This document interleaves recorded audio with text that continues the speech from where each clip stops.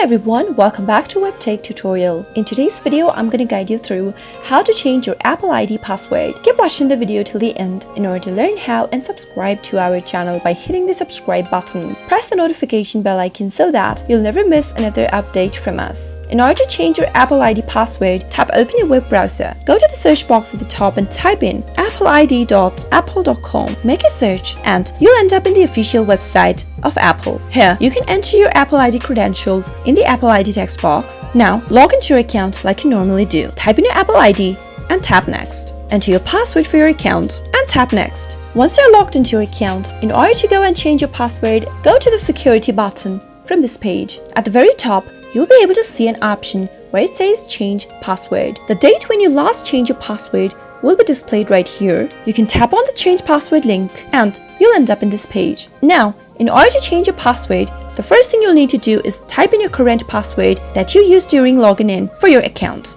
Once you do that, head over to the next box and type in the new password that you would like to change to. Now, confirm the password by repeating it one more time and typing in the text box. Make sure your password meets this criteria as displayed on the screen. If not, you won't be able to change your password. Once all of the criteria meets, you'll be able to see the criteria displayed in green highlights. Now, after you're done, you can also choose to sign out of devices and websites using your Apple ID.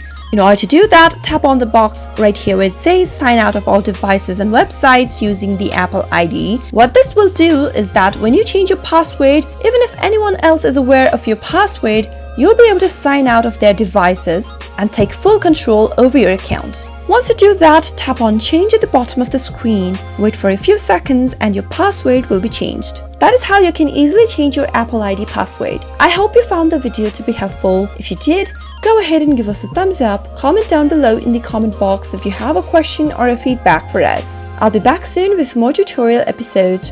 Goodbye till then.